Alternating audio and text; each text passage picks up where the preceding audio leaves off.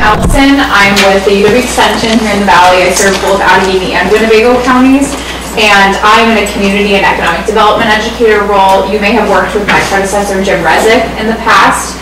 He retired last summer, but I believe he had done some work in Hortonville in the past. Through my role, we act as sort of a local county-based conduit through the local government center, and oftentimes elected officials are familiar with the local government center as they offer various trainings on the ins and outs of local government throughout the state, and we're able to adapt and present their material locally and sort of act as your local go-to person. I've worked with Dan Hill at the local government center to develop this presentation, and this is really just going to be a refresher this evening on all of the ins and outs of open meetings law. So I'm going to try and make a pretty dry topic as engaging and humorous as I can, and I promise I will be respectful of time to finish this up and get it wrapped up and leave you guys a few minutes to spare before your next meeting. The only things I will need back from you tonight out of the sheets of paper you have in front of you are the yellow and the blue sheets. The blue sheets we have to use for all of our programs because we receive federal funding, so we report on access to our programming and what types of individuals are using our programming. The yellow sheet, I'd ask that you wait till the end of the presentation to fill out, and that's just some feedback from me. And I always welcome feedback if you have any suggestions for improvement, or if you're interested in having future topics that you'd like to explore. As part of Extension, my role is to be here as a resource for you in the community.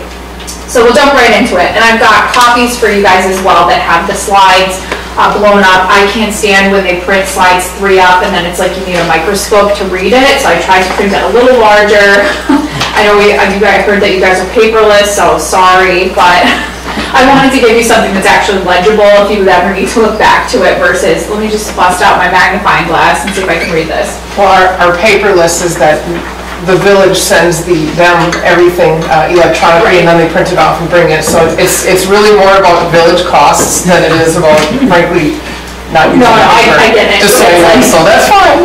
It's always funny when it's like, oh, like we're trying to go green. I'm like, well, good, because I killed like 7 trees for tonight. So, all right. So I was asked to kind of do a multi-part series for this area of the county. We've opened it up to other municipalities, obviously.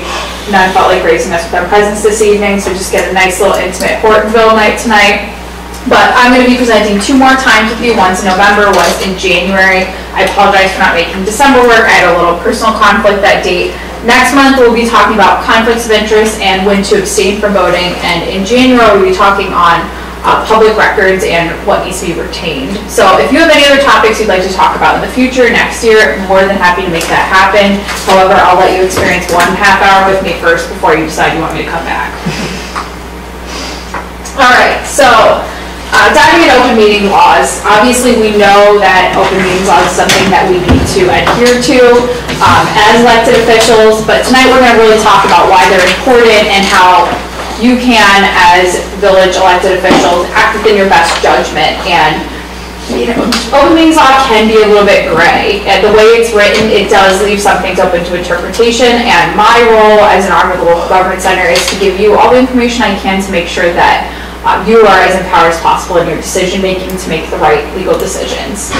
So it is the law to follow an open meetings law in Wisconsin, and we're going to dive into the specifics tonight of who that applies to, what types of gatherings it applies to, and just really best precautions to take. And really remembering throughout the night that I think the major takeaway I want you to have is that when in doubt, something should be an open meeting. You should use closed session only in very rare, specific statutory circumstances. And when you do have meetings, or especially when you have closed session meetings, make sure that you are in keeping with the tenets of that law throughout the whole process.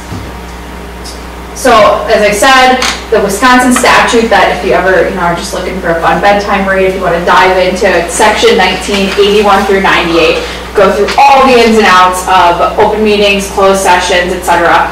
But again, it is extremely circumstantial when you can have a closed session meeting. The only reason you can have a closed session meeting is if you meet one of the specific criteria listed in that statute that allows you to do so.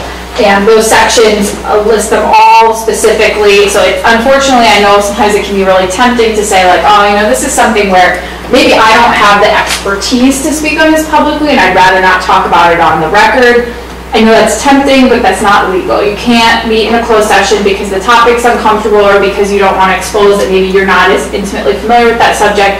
You can only go into closed session if it is listed in the statute. So I know that that's uncomfortable, but that is a law. The other thing, and we'll dive into this a little deeper too, is even in closed session, there is a record.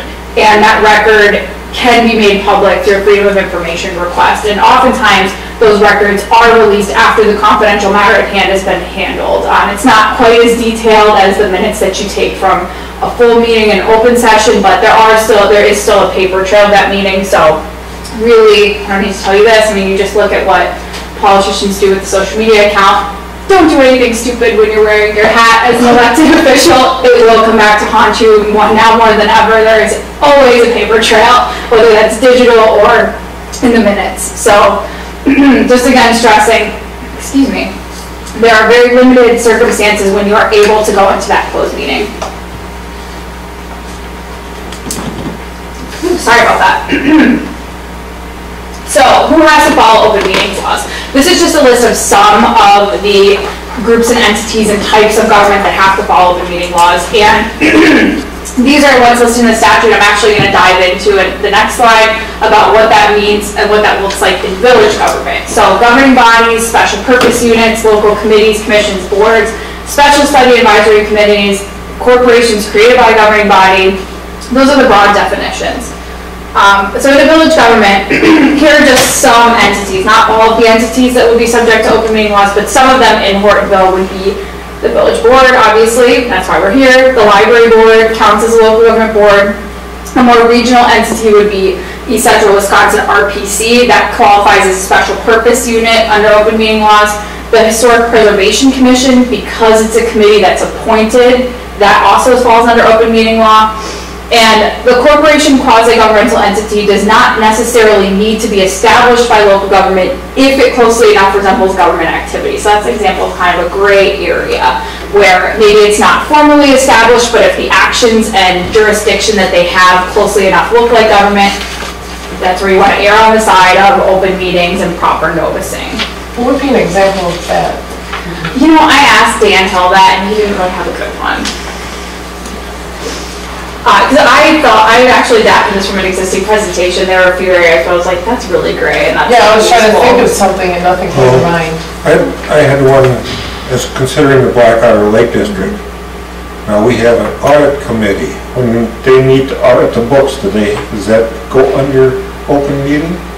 Well, what does that Lakes District have decision-making power over? What happens on the lake? They're actually And taxing district. Yeah. Yeah, It is a they're taxing district. Yeah. It's one of the special It's a taxing districts of the district, state. Okay. I'm gonna check on that, but I would guess if they're a taxing entity that they are subject to open meetings law. So I will follow up with Dan and get a He's asking, answer. they do the open meetings for the Lake District Commission themselves, but he's asking about their committee. Yeah, this is the audit committee where they just sit down and go over all the books and look it over. Is it a subunit, meaning like, are the members of the audit committee members of the committee of the whole? They're not members of the board themselves. Okay, They're other individuals from the district. okay. So volunteer residents that live in the districts. Right. Okay. I would still think that because they're making recommendations, I'm guessing that the way their procedural process works would be that audit committee would make a recommendation to the committee of the whole? Or is it more in place just as a... They come back and say what they found was, the books were good or found mistakes. So akin to like what a financial committee might look like, but it's appointed, or is it appointed? Yeah, the people that I get on the phone and say, hey, will you be part of this committee? Sounds like it. If it's an entity or committee that's appointed by a governing board that is subject to open meeting laws, I would argue that it still falls under it.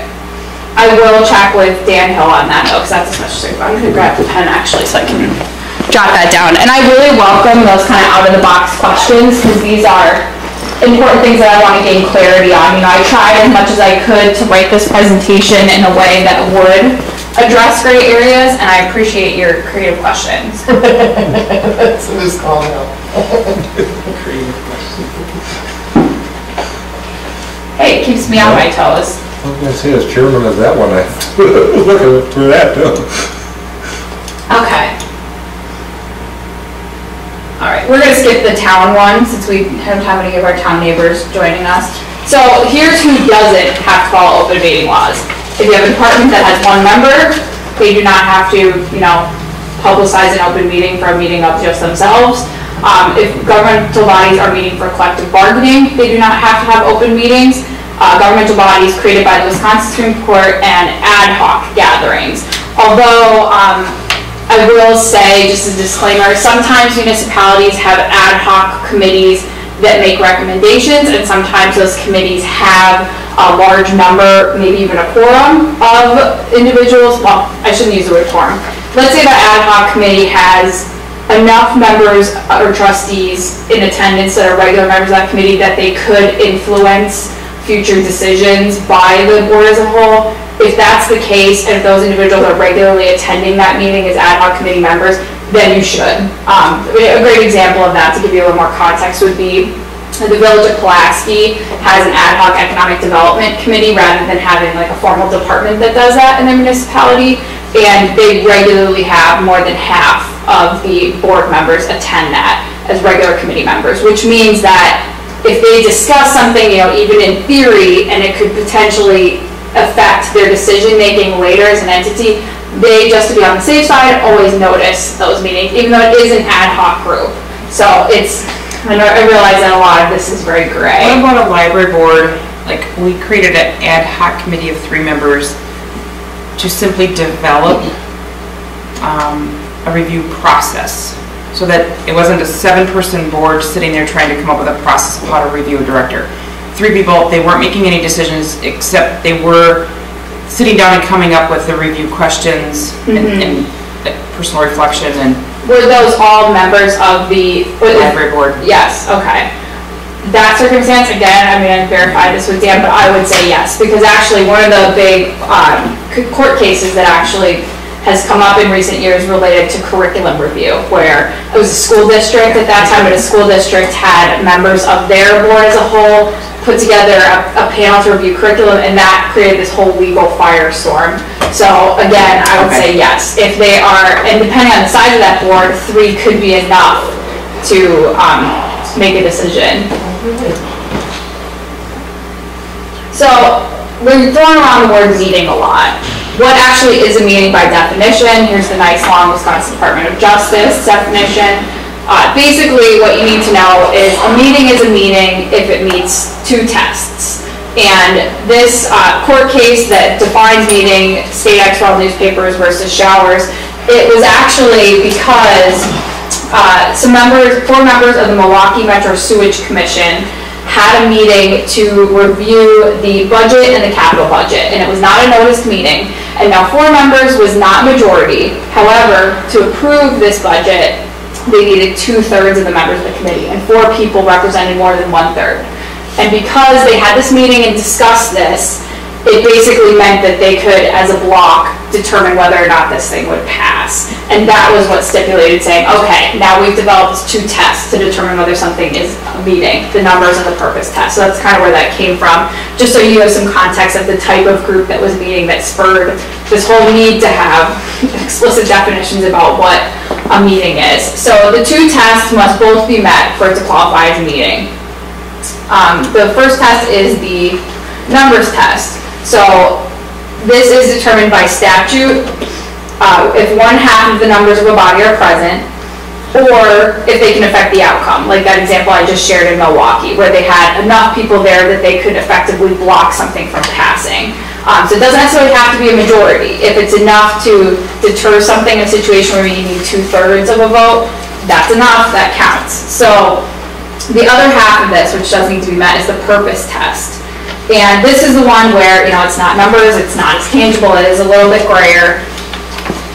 It effectively means if the purpose that you are getting together relates to your jurisdiction or relates to your governmental responsibilities and what you make decisions on, you shouldn't be meeting unless it's an open meeting. If there's enough of you and that's your intent to discuss that. That's not to say you guys can't hang out. Like if you want to go to breakfast, if you want to go grab like a bite or, you know, have an alcoholic beverage after the meeting, whatever, that's legal, as long as you refrain from discussing things that relate to your jurisdiction, your governmental body responsibilities.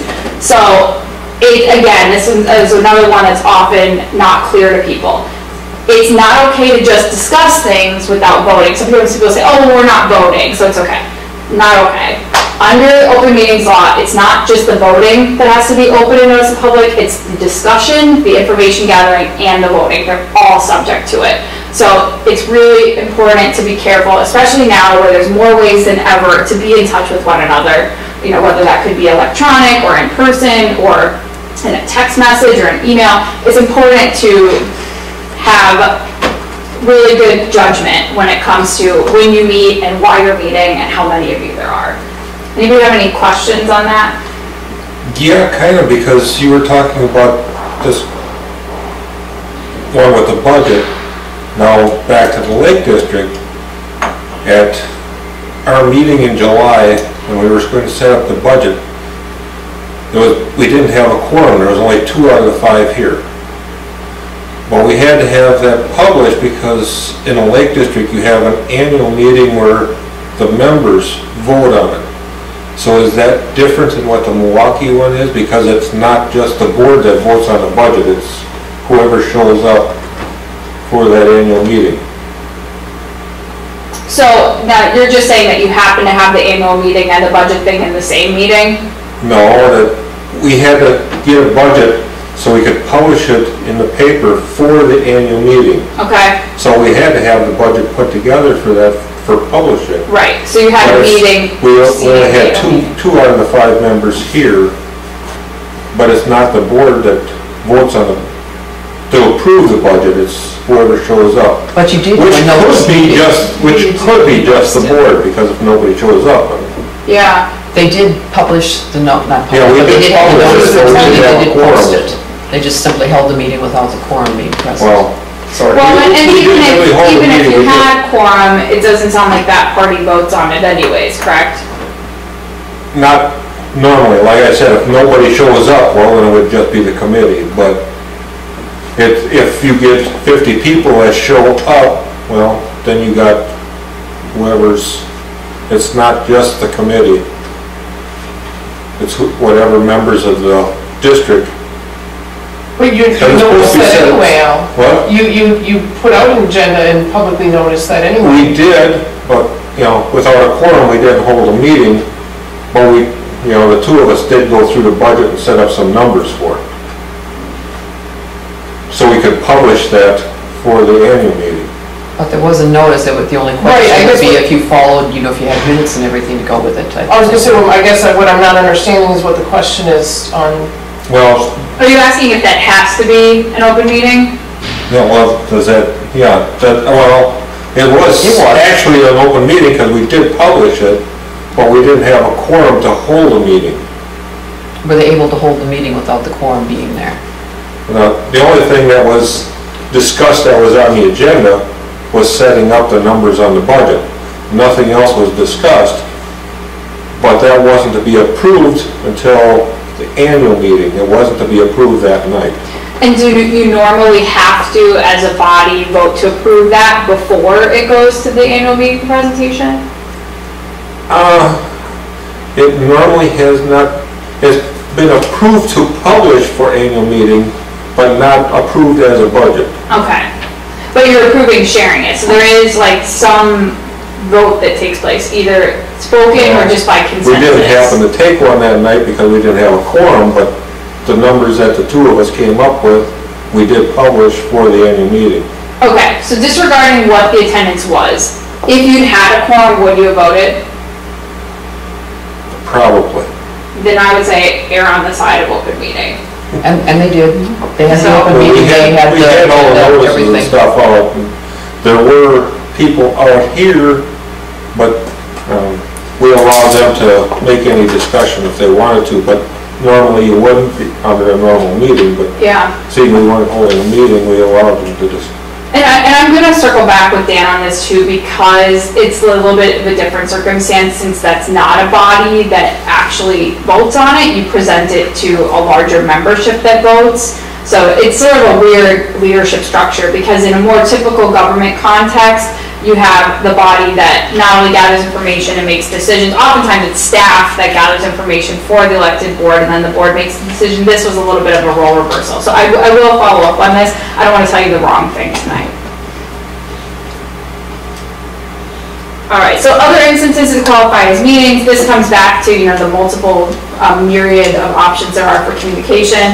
Meetings do not have to be in person to count as meetings. A walking quorum is when you have a series of phone calls, emails, or conversations that are intended to gather consensus and line up votes either for or against something. This is not legal, don't do it. And again, because we have so many different ways of communicating, this can occur in many different formats. Phone conferences may also count as a meeting if both the numbers and the purpose test are met. And again, with the numbers, you shouldn't look at it as like, oh, well, only 2 of the 7 showed up. You should look at like who was extended to attend. So even if only 2 showed up, if you intended to have up to 7 attend, then you should be following the spirit of best practices and following the tenets of open meeting. So noticing a meeting, this is something that really falls more on staff than on village board, but I think it's important just to know what goes into that. Obviously, meetings should be preceded by a public notice. You need to issue separate notices for separate meetings. They should be reasonably proximate to the time and date of the meeting. And I hope I emphasized this enough with the 3 varies up there, but in very, very, very, very, very rare cases, you can have subunits, which is a smaller committee that includes all members of the board.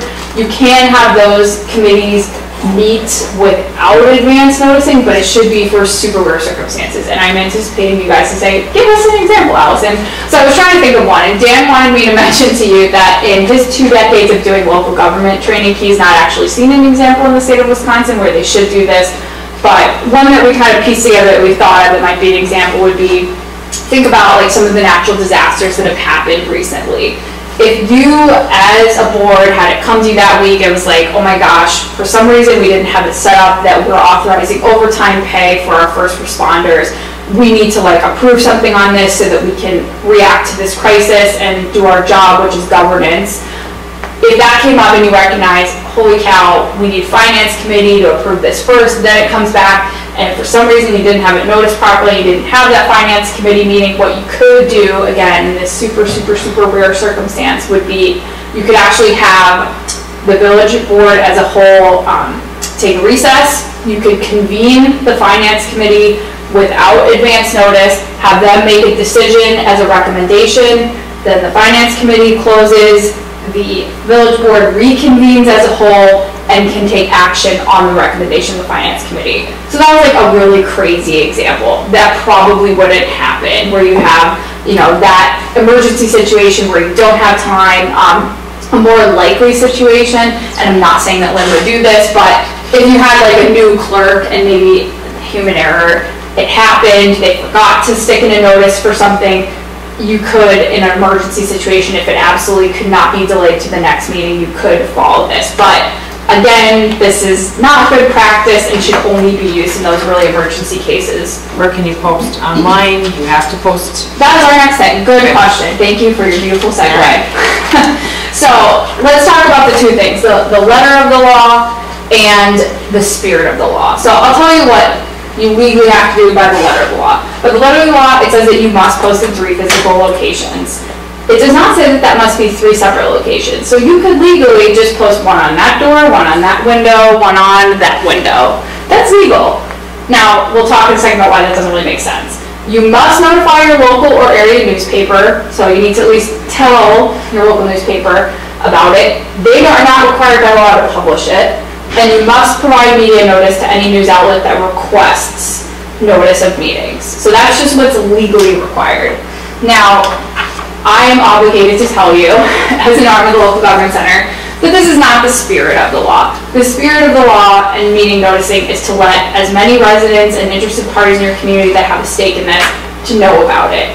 So, while they say 3 separate locations, we recommend 3 separate, meaning separate buildings, 3 highly visible locations, like don't put them in a place that nobody goes. So this may differ community to community. It may be the library, a grocery store, and a post office in the one community. It may be town hall, the gas station, and I don't know, the school office in another. It's really, you have some discretion for what local folks in government know are the high traffic spots or something's likely to be seen. You want to notify your local newspaper, but if you're one of many communities that doesn't have a local newspaper, or if newspapers aren't really the major way that people get the news in your community, then you can also notify other local media, or you can use channels like your social media account that the community may have. It's really measuring out what an effective way of doing it is. Posting on your website, not required by law, but I would say pretty obvious in 2017 that you should be doing that. And I would also recommend the social media accounts too. So it's always just considering where your audience is most likely to see things. That's how you want to do it. Legal notices and meeting notices are different. You are required to post legal notices in just one location and on your website versus 3 physical locations and no requirement for online. Just to make sure you understand it is different. So when you notice a meeting, you need to include the time, date, place, subject matter of the meeting. You can only discuss noticed agenda items at the meeting, so you need to include those agenda items and the subjects that you intend to discuss. If it's not on the agenda, you cannot discuss it. And then public comments, just because you have a meeting notice does not grant citizen rights to participate, but public comment periods may be included depending on the subject matter. So how long do you have to notice a meeting? At least 24 hours is what is recommended. However, 2 hours is okay if it's a really, really, really good cause, but have your stuff together. Don't do things on 2 hours. Do them at least a day ahead of time. Public access. This is, again, obvious. You always want to hold meetings proximate to the public that's served. Now, obviously, you guys have a beautiful community center here, so you have a great place to host meetings, but it is legal if your municipality doesn't have a community center to host in an adjacent municipality. And obviously anticipate appropriate space if you sense that something's going to be a controversial issue that might attract a lot of attendees. So now the fun part, closed session. Again, I think I've stressed a million times now, there are very limited circumstances when you are allowed to go into closed sessions. Here are a couple examples. If you're deliberating regarding a judicial or quasi-judicial case, if it's a personnel matter, and that could be something positive, like we want to give them a raise, or it could be like they did something terrible, we have to fire them. Things that for HR reasons are not public knowledge. And then this one I think is a real obvious one. If you are doing something that relates to like real estate, where you need to have, for competition reasons, some privacy to negotiate. So if you are authorizing Diane to negotiate up to X amount, you don't want that top number to be public knowledge, because then what do you think she's going to end up having to pay for that thing? The top number. So thinking sensibly, these are situations when you would have closed sessions. And these are just some of the ones that are listed in that statute, which I've got listed on the bottom. I did print out, I was going to show you an example of what that actually looks like. I'm sure you've seen it on agendas before, but this was just handy. I live in the city of De Pere, Brown County, and on our list that get our agendas emailed to me. And it just happened that this week's agenda had a closed session under item 20 on the agenda. So that's a perfect example where they specifically state in the statute. So I don't really know what they were talking about specifically. I don't know what parcel it is or what property it is they're referring to. But I know, oh, hey, look at that. In pursuant to Wisconsin statute 1985, section 1E, that the council will be convening in closed session to negotiate purchase of property. Okay, so they don't want to let us know where that property is or what the numbers are attached to it, but I, as a citizen, have some idea of what's going to be discussed. And you do have to take notes in a closed session, so those notes should be made public as soon as that real estate deal closes, and they are subject to freedom of information requests. But we're going to touch on that in a second. So if you do go into closed session, you must, well, you should indicate it on the public notice. You would convene into the closed session in open session. You would announce the purpose of that, and then you would close the session by a roll call vote. That way, if anybody was opposed to going into closed session, that's on the record. Now, you are allowed to have staff stay in attendance. The presiding member, your village president, would recommend what personnel members could stay for the closed session portion of the meeting, or if there are any objections. If there are any objections, you could just do a majority vote to figure that out. But I would assume 90% of the time, that's not gonna, you're not gonna say, no, we don't want them there. Members of the parent body, like let's say you had a closed session finance committee meeting, members of the parent body, like other members of the village board, you cannot prohibit them from being in the room. And personnel essential to the issue can also stay. Now it says in the statute, objecting body members may remain. That means you can vote no on going into closed session, but still stay in the closed session. You should only discuss the announced item on the agenda when you're in closed session. And you will not reconvene an open session unless it was included on the public notice. So when you take your vote, you will likely vote, that's oftentimes the reason that you're going to closed session, you'll reconvene back in open session, then take your vote, and depending on the context of it, it may be worded not explicitly clearly so that a member of the public would be able to figure out, oh, that's what they just discussed. So an example where you could vote, and again, I'm going to come back to the real estate one, would be you could approve a certain amount that could be the top end of what's spent for a negotiation in closed session, then you would reconvene and you would vote by roll call votes. Well, you don't necessarily have to, but it's recommended so that it's on the record. You would do a roll call vote on the decision or recommendation you came up with in the closed session. Does that make sense? We've done that sometimes before where we vote to approve the matters as discussed in closed session. Right, then that's perfect form. That's great practice. Secret ballots are not permitted except when you're electing officers. So you can do the majority vote on it, but it's recommended that you do roll call vote, and any member is liable to request a roll vote just to make sure that you have that voting record ascertained. Again, freedom of information request. Remember that even though the closed sessions are closed sessions, that anybody could still go to a judge and request, or go to you and request a freedom of information request. The clerk does have the right to not fulfill those requests until confidential dealings are completed. So if it was related to real estate, they could, withhold that until the real estate purchase is completed.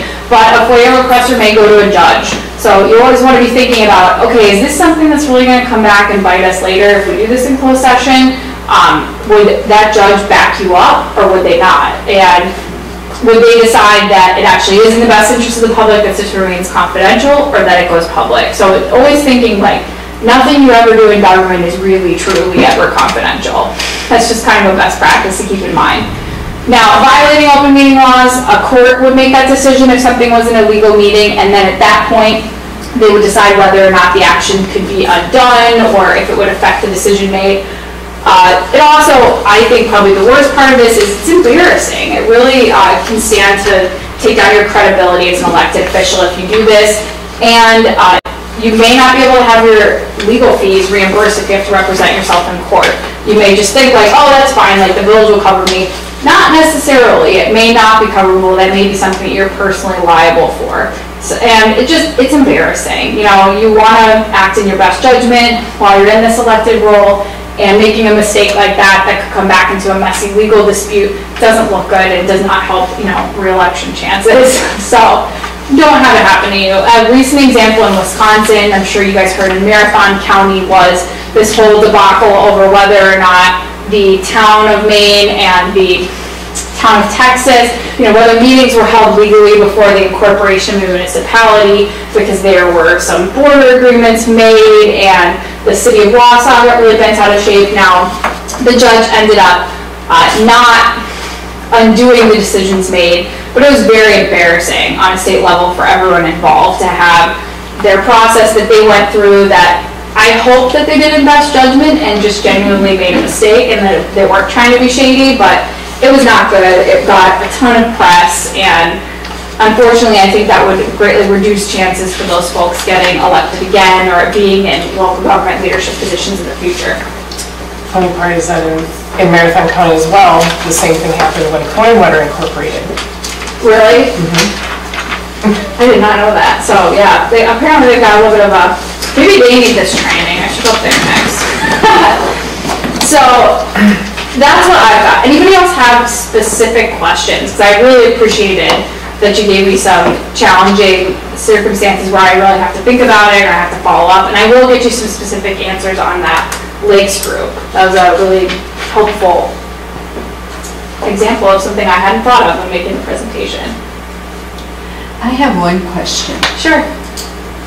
When we take these notes, who's ever taking them in closed session, basically we don't put anything in there about what was discussed, nothing. So that's okay, we just put who attended, who voted to go into closed session, who voted to go out of closed session, who voted to go into open session. That's all we have in our minutes. And any motions that occurred.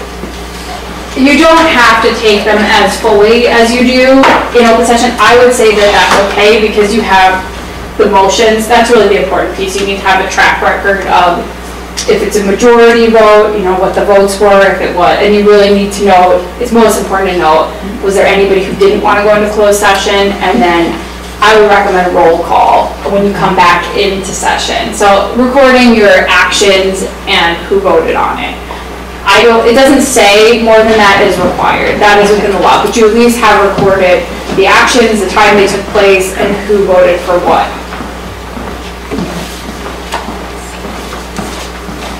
Anybody else have any questions on this very exciting topic? Well, I think this board is pretty good on that. I think the thing that we challenge with the most is I would call it subject creep. So that's, I think overall we're pretty good on this, but that's the thing that we have to be careful of.